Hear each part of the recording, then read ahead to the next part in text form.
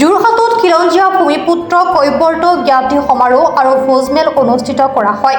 যোৰহাট জিলাৰ ৰান্ধনীজন জানেগুৰিৰ বেঙেনাআটি অঞ্চলৰ স্কুল খেলপথাৰত এদিনীয়াকৈ অনুষ্ঠিত কৰা হয় খিলঞ্জীয়া ভূমিপুত্ৰ কৈৱৰ্ত জ্ঞাতি সমাৰোহ আৰু ভোজমেল। ঐতিহাসিক মালৌ পথাৰক সাক্ষী কৰি আ ঐ আ ওলাই আ জ্ঞাতিয়ে মাতিছে সমাৰোহলৈ আ এই শ্লোগান লৈ দিনজোৰা কাৰ্যসূচীৰে এই সমাৰোহ অনুষ্ঠিত কৰা হয়। কাৰ্যসূচীৰ আৰম্ভণিতে পতাকা উত্তোলন কৰে মূল সমিতিৰ সভাপতি মহেন্দ্ৰ দাসে। শ্বহীদ তৰ্পণত তৰ্পক আগবঢ়াই উদযাপন সমিতিৰ সভাপতি জিতেন দাসে। ইয়াৰ পাছতে বৰগীত আৰু গায়ন বায়ন পৰিৱেশন কৰে ৰান্ধনীজান গাঁৱৰ যুৱকবৃন্দই। তাৰ পাছতে অনুষ্ঠিত হোৱা জ্ঞাতি সমাৰোহ সভা আৰু সাংস্কৃতিক অনুষ্ঠানৰ উদ্বোধন কৰে যোৰহাট মহাবিদ্যালয়ৰ অধ্যক্ষ ডক্টৰ সৌমিত্ৰ পূজাৰীয়ে। সভাখনৰ সঞ্চালনা কৰে পলাশ দেৱদাসে। সমাৰোহত উপস্থিত বক্তাসকলে কৈৱৰ্ত সম্প্ৰদায়ৰ লোকসকলক চৰকাৰৰ বিভিন্ন উন্নয়নমূলক আঁচনিৰ জৰিয়তে উপকৃত হ'ব পৰাকৈ ব্যৱস্থা গ্ৰহণ কৰিবলৈ আহ্বান জনায়। লগতে কৈৱৰ্ত জ্ঞাতিৰ বিভিন্ন সমস্যাৰ বিষয়ে সভাত আলোচনা আৰু উত্থাপন কৰা হয়।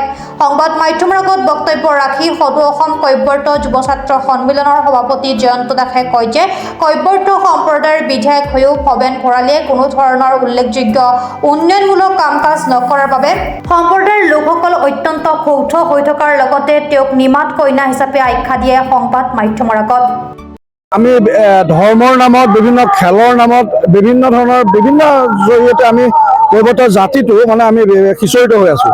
এই সিঁচৰিত হৈ থকা জাতিটোক আমি ধৰ্ম আৰু ৰাজনীতিৰ পৰা কিছু সময়ৰ কাৰণে আমি তেওঁলোকক ধৰ্ম আৰু ৰাজনীতিৰ পৰা আঁতৰাই আনি আজি ঐতিহাসিক মালৌ পথাৰক সাক্ষী কৰি কৈৱৰ্ত জ্ঞাতি সমাৰোহ আৰু ভোজমেল আমি অনুষ্ঠিত কৰিছোঁ। এই অনুষ্ঠানটো অনুষ্ঠিত কৰিছোঁ আমি কৈৱৰ্ত সন্মিলনী মালৌ পথাৰ আঞ্চলিক সমিতিৰ জৰিয়তে। আৰু আঞ্চলিক সমিতিয়ে আজি এই পদক্ষেপক আমি আদৰণি জনাইছোঁ।